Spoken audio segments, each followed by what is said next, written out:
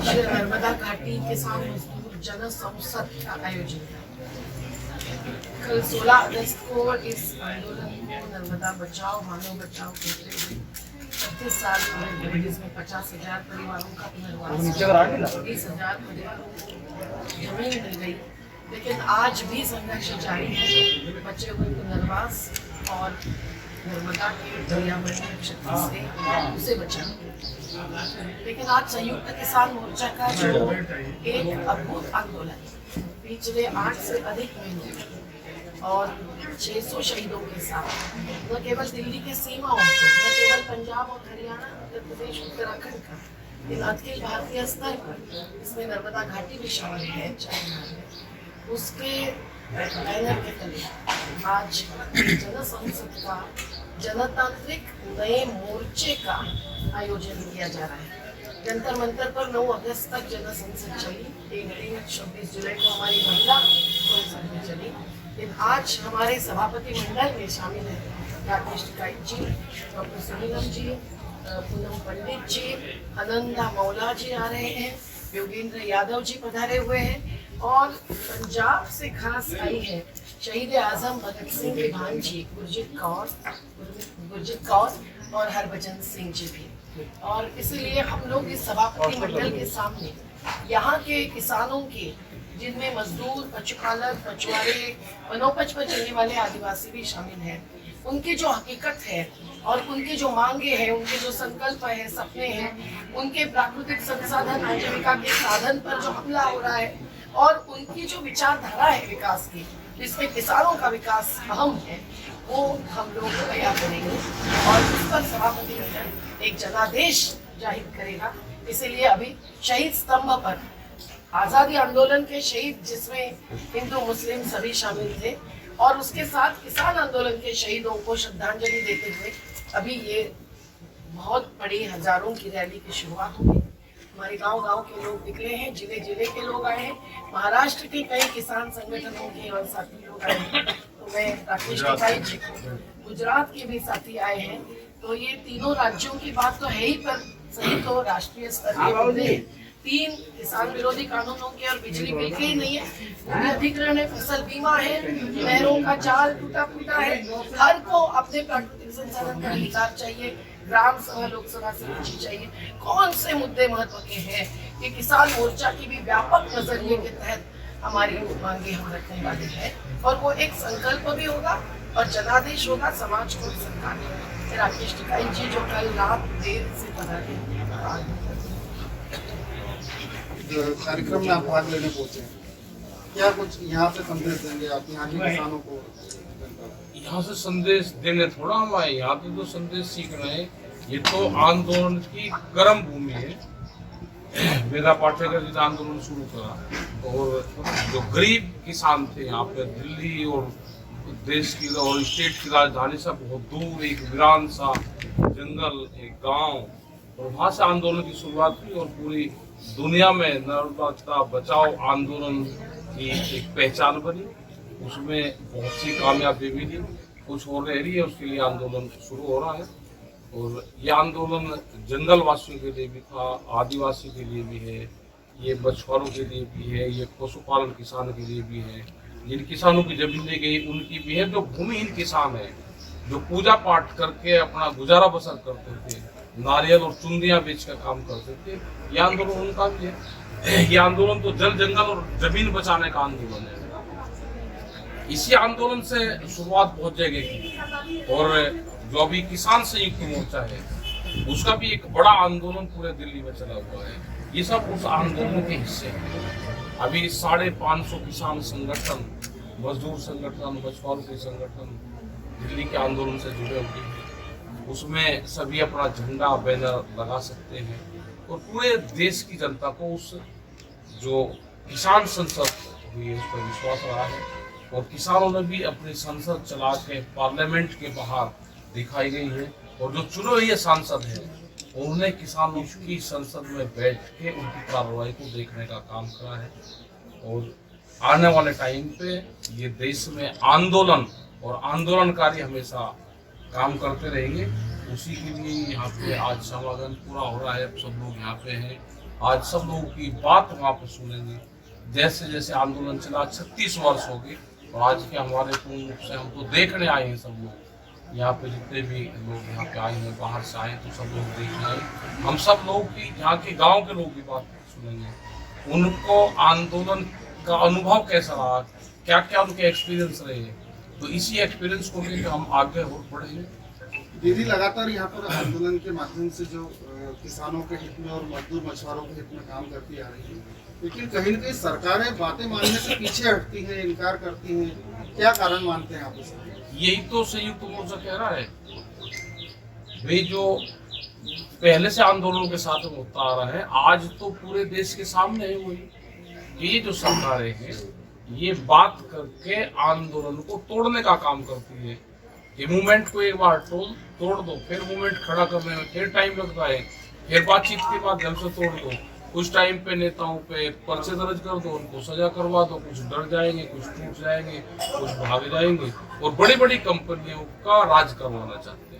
यही तो आंदोलन को तोड़ने का काम। दीदी ने लगातार मांगे करी कि जो स्वामीनाथन आयोग की रिपोर्ट है उसकी सिफारिशों को लागू किया जाए, लेकिन सरकार का ही कहना है कि हमने उन्हीं सिफारिशों को लागू किया है। तो क्या बच्चा लग रहा है आपको? पूर्ण रूप से गलत कहती है सरकार। सरकार ने तो ये भी कहा है ना कि जो हमने घोषणा पत्र में कहा या जो चुनावी उस पर कहा, वो तो हमारा एक जुमला था, वोट लेने का हमारा एक माध्यम था। ये स्वामीनाथन कमेटी की रिपोर्ट है C2+50 वाला फार्मूला, इनमें A2+FL वाला जुड़ा। क्या आप यहाँ कोई भी दुकान यहाँ पे करता है, क्या उसको फ्री में कोई दुकान दे देगा? अगर फ्री में दुकान नहीं कोई दे सकता, या जितने बीजेपी के लोग हैं अपना घर में 5 साल के लिए भाई किसान कार्यालय के लिए दे दो, कोई देना चाहता हो तो देखा कोई फ्री में दे देगा। तो जमीन का किराया नहीं उसमें जोड़ा गया, उसमें उसकी मजदूरी नहीं जोड़ी गई और कह रहे जी स्वामीनाथन कमेटी की रिपोर्ट को अपना लागू कर दिया। ये देश को भी गुमराह कर रहे हैं, देश की जनता को भी गुमराह कर रहे हैं। इन्होंने कोई फार्मूला लागू नहीं करा, सिर्फ देश को बहकाने का काम करा। और ये जो सरकारें हैं, ये सरकारें किसी पार्टी की नहीं है, किसी विचारधारा की सरकार नहीं है। ये सरकार तो मोदी सरकार जो है ये बड़ी कंपनी की सरकार है, कंपनी सरकार को चला रही है। ये इसके लिए कह सकते हैं। आप बोल रहे हैं कि बार बार तोड़ने का प्रयास किया जाता है, कि आंदोलन को तोड़ा जाता है किसी भी माध्यम से। आज आंदोलन की क्या स्थिति है? देखो, आंदोलन जब भी कोई एक संगठन आंदोलन करता था उससे बातचीत कर लेते थे, बातचीत पे आश्वासन दे देते थे, और एक संगठन पूरे देश में आंदोलन खड़ा नहीं कर सकता था। आज अलग अलग विचारधारा के लोग, अलग अलग भाषा के लोग, अलग अलग क्षेत्र के लोग, अलग अलग इशू के लोग इस संगठन से जुड़े हैं। इसके 40 मेंबर आज हैं जो पूर्ण रूप से 550 किसान संगठन से चुनकर बने हैं। उसको कोई तोड़ने का प्रयास करे तो वो तो टूटेगा नहीं। एक भी आदमी उसमें से कमजोर नहीं है। उसके पीछे जो पूरा बैकअप है वो पूरे देश की जनता का बैकअप है।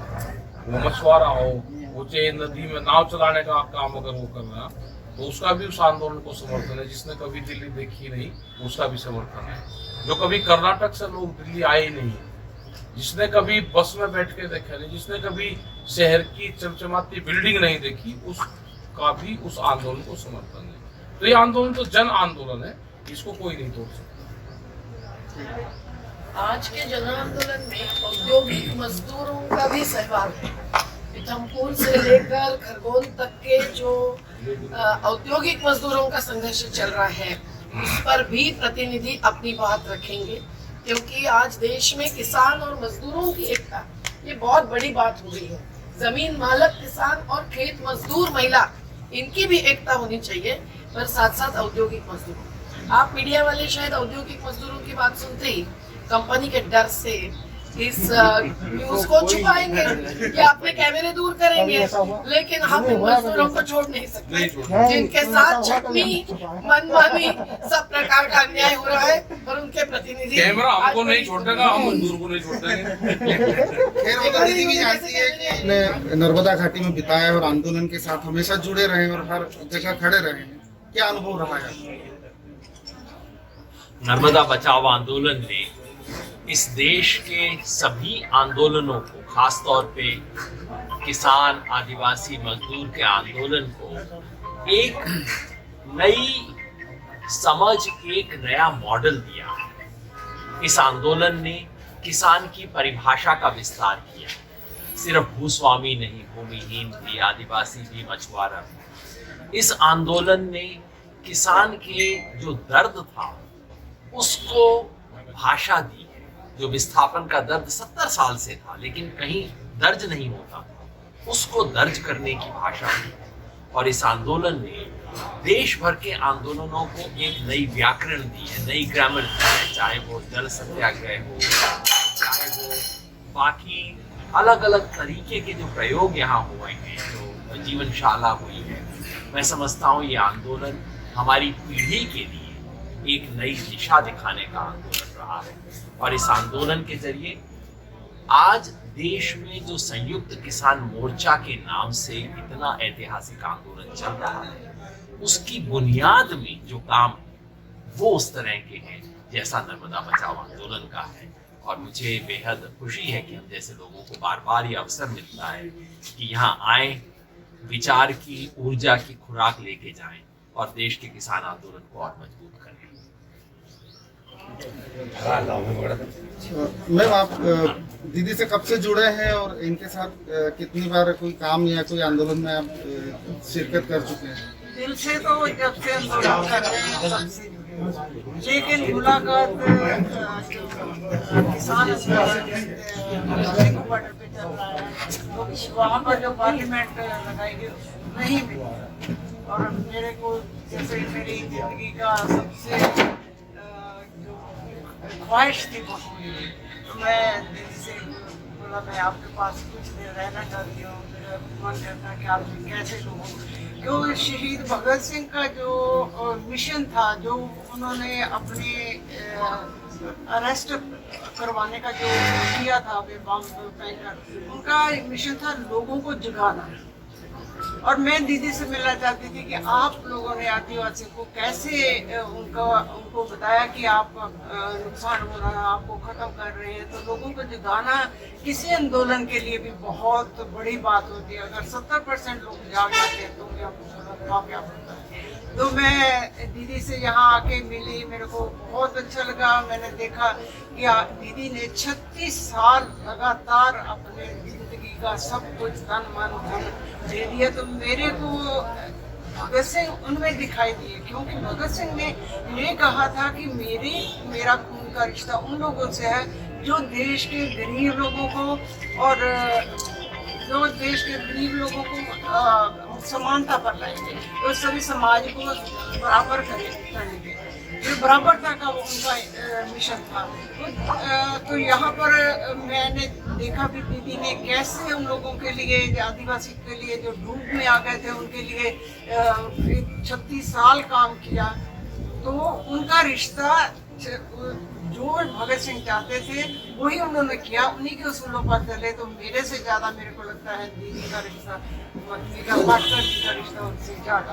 और जो लोगों ने उनका साथ दिया और उनका रिश्ता भी उनसे। तो मैंने डूब में देखे हुए गांव देखे तो मन में दुख भी हुआ, लेकिन जब जहाँ बसाया गया है, जो जिन लोगों को मिला है उनके भी घर देखे तो मन में कुछ शांति हुई कि ज़्यादातर लोगों को मिल गए हैं, लेकिन कुछ लोग अभी भी हैं जो भी मुश्किल में है। टीन के घर में इतनी गर्मी में रह रहे हैं और बहुत से लोग तो वहीं पर बैठे हैं।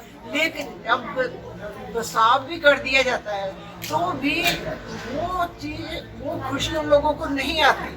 तो मैं तो पाकिस्तान का उदाहरण दूँ, वहाँ से जो लोग आए थे पंजाब में, उनको घर मिले, उनको ज़मीन मिली, लेकिन वो कभी, मेरे माँ बाप कभी अपने पीछे के घर को नहीं भूल सके। क्योंकि यहाँ उनका जन्म होता है, जैसे ही आदिवासी लोग जैसे खुले वातावरण में रहते हैं, जैसे जीव जंतु देखते हैं, पशुपालन करते हैं, वो उनका अपना स्टाइल है, वो उनका सभ्यता अपनी है। लेकिन मैं सरकारों से बहुत दुखी हूँ कि कभी जब भी कोई प्लानिंग करते हैं, जब भी कोई डैम बनाना है, कोई डेवलपमेंट का काम करना, तो उससे पहले अच्छाई और बुराई दोनों देखनी चाहिए। ये जो काम 36 साल में हुआ, ये 36 साल पहले हो सकता था। ऐसे लोगों को बचा देते, ऐसे तो 36 साल में लोग अपनी डेवलपमेंट कर सकते थे। और 36 साल में उनको क्या क्या भुगतना पड़ा, अदालत में जाना, कभी प्रोटेस्ट करना। और दीदी अगर उनको मेघा पाटेकर की नहीं मिलती तो उनका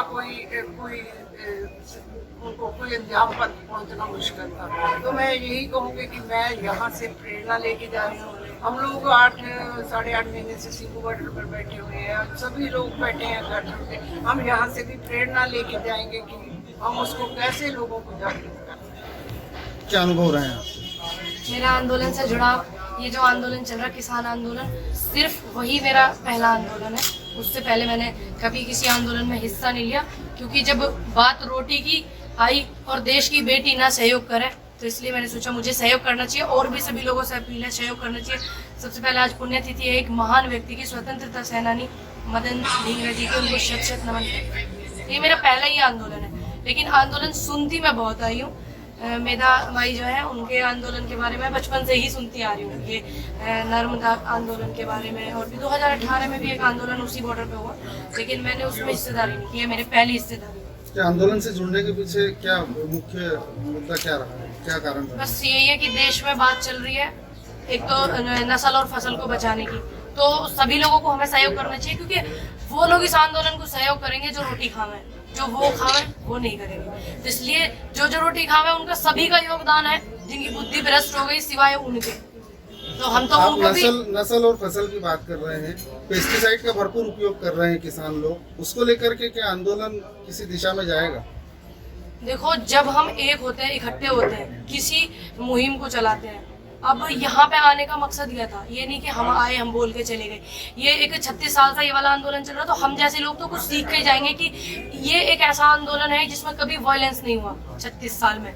तो यहाँ से कुछ सीख के जाएंगे, वहाँ के लोगों को बताएंगे। और आंदोलन कोई भी हो, चाहे राज्य का हो चाहे पूरे देश का हो, फर्क तो पड़ता है अच्छी सरकारों पे। जैसा मैंने सुना, जैसा अपने बड़ों से सीखा, अपने बड़ों को देखा करते हुए, तो फर्क पड़ता है। बस फर्क इतना है, अब थोड़े बेशरम लोग बैठे हुए हैं। पहले शर्मदार होते थे, 10 लोगों के बैठने से राज्य सरकारें हिल जाती थी, और 1000 आदमियों के बैठने से केंद्र सरकार मान लेते थे बात। लेकिन अब क्या करें, थोड़े उनको शर्म नहीं है, थोड़े बेशरम आदमी बैठे हुए, ढीठ बैठे हुए। तो 36 साल किसी आंदोलन को चलते हो गए, उसमें से कुछ सीख लेके जाएंगे। पता नहीं आंदोलन 2024 तक ही करना पड़ जाए, हो सकता है ना। तो कुछ लंबे समय तक आंदोलन को चलाने के लिए यहाँ से सीखना बहुत जरूरी है। 36 साल थोड़े नहीं होते। और एक वो आंदोलन जिसमें कभी वायलेंस नहीं हुआ, जिसकी कभी कोई ऐसी वो नहीं हुई बदनामी, सब कुछ अच्छा ही हुआ, तो वहां पे भी हमें जरूरत पड़ सके, क्योंकि बार बार आंदोलन को तोड़ने के लिए कुछ ना कुछ वो लोग कर रहे हैं। तो हमें एहतियात बरतने होंगे। यहाँ से तो सीखना है। हमारे सभी सम्मानित लोग आए, मेरा दीदी इतना मुहिम चला रही है, इतनी बड़ी है, योगेंद्र यादव जी और संयुक्त मोर्चा पूरा राकेश जी, सभी लोग इतना नेतृत्व कर रहे हैं पूरे देश के आंदोलन को। तो मेरे जैसे युवा को तो सिर्फ सीख मिलनी है, सीख लेकर के जानी है। मैंने कुछ देना नहीं है, सिर्फ साथ लेकर के जाना है, युवाओं का, महिलाओं का और अपने बुजुर्गों का आशीर्वाद लेकर के जाना है। आज यहाँ पर किसान मजदूर जन संसद का आयोजन संयुक्त किसान मोर्चा नर्मदा बचाओ आंदोलन ने किया है। संयुक्त किसान मोर्चे की जो लीडरशिप है वो यहाँ पर आई है बधाई देने के लिए नर्मदा घाटी के नागरिकों को, आंदोलनकारियों को, जिन्होंने इस आंदोलन को 36 वर्षों तक लगातार कायम रखा। तमाम सारी जीत उन्होंने हासिल करी। यहाँ पर संयुक्त किसान मोर्चे का नेतृत्व तो आया है सरकार को ये बताने के लिए कि हमारा संकल्प 36 साल का है। आप इस बात का मत सोचो कि ये कोई 36 महीने का है। हम लोग 36 साल तक अगर लड़ सकते हैं घाटी के अंदर, तो देश का किसान भी जो है वो लड़ेगा, जब तक कि हम अपना फैसला, तीनों बिलों को हम रद्द नहीं करा लेंगे, बिजली का बिल वापस नहीं करा लेंगे, जब तक एमएसपी की कानूनी गारंटी नहीं चाहेंगे, तब तक किसान इस देश का लड़ता रहेगा। तो संकल्प हमारा 36 साल का तो प्रूव्ड है, जो पूरे देश और दुनिया ने देखा है। और वो एक किस्म का, योगेंद्र जी ने जो कहा, एक मॉडल है। तो आज नोम चॉम्स्की जो है वो संयुक्त किसान मोर्चे के आंदोलन को मॉडल बता रहे हैं। वो इसलिए बता रहे हैं कि ये आंदोलन तो घाटी के इलाके का आंदोलन है और संयुक्त किसान मोर्चा पूरे देश का एक आंदोलन है। मतलब एक तरीके से जो यहाँ का प्रयोग हुआ उसका एक एक्सटेंशन है पूरे देश के अंदर। तो आज की ये जो संसद है, जैसे किसान संसद हुई ऐसे ये जन संसद है, और उसके अंदर तमाम सारे प्रस्ताव पास होंगे। और मध्य प्रदेश के अंदर ये आगाज किया गया है। मैं मध्य प्रदेश के बारे में कहना चाहता हूँ कि यहाँ पर जब भी आंदोलन चला, मुल्ताई में चला, वहां भी गोली चली, मंदसौर में चला, वहां पर भी गोली चली, लेकिन ये एक आंदोलन ऐसा है जो 36 साल चला। और यहाँ पर उस तरीके से बड़ा दमन तो बहुत हुआ, जो कुछ हुआ आपके सामने है, कितने केसेस लगे वो भी सब आपके सामने है। लेकिन आंदोलन मध्य प्रदेश में भी जारी रहेगा। और आज हम सब घाटी के लोग जो है और मध्य प्रदेश भर के जो लोग आए हैं वो संयुक्त किसान मोर्चे के नेतृत्व से ये अनुरोध करने वाले हैं कि वो मध्य प्रदेश के अंदर भी समय दें। जैसा पंजाब खड़ा हुआ, हरियाणा खड़ा हुआ, उत्तर प्रदेश खड़ा हुआ, ऐसे मध्य प्रदेश भी आपके साथ में किसान आंदोलन के साथ में खड़ा हुआ है।